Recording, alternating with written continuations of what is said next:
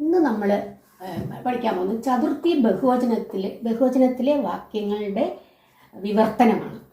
അത് ചതുർത്ഥിയുടെ അർത്ഥം പ്രത്യേകം നിങ്ങൾക്ക് അറിയാം. എന്താ? ആയിക്കൊണ്ട് അല്ലെങ്കിൽ വേണ്ടി എന്നൊക്കെയാണ്. വണിക് ജനേഭ്യ വസ്തൂനി യച്ഛതി. വണിക് എന്ന് പറഞ്ഞാൽ വ്യവസായി, കടക്കാരൻ എന്നുള്ള അർത്ഥം. വണിക് ജനേഭ്യ, ജനായ, ജനാഭ്യാം, ജനേഭ്യയാണ്. ജനായ ഏകവചനം, അതായത് ചതുർത്ഥി ഏകവചനം. ജനായ, ജനാഭ്യാം, ജനേഭ്യ ബഹുവചനം. ജനങ്ങൾക്കായിക്കൊണ്ട് അല്ലെങ്കിൽ ജനങ്ങൾക്ക് വേണ്ടി. വസ്തൂനി സാധനങ്ങൾ, വസ്തുക്കൾ. വസ്തൂനി യച്ഛതി, യച്ഛതി നൽകുന്നു. ധാതുവിൻ്റെ ആണ് യച്ഛതി, നൽകുന്നു.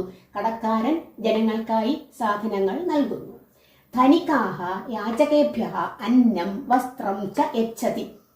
ധനികാഹ ധനികർ ബഹുവചനം. യാചകേഭ്യ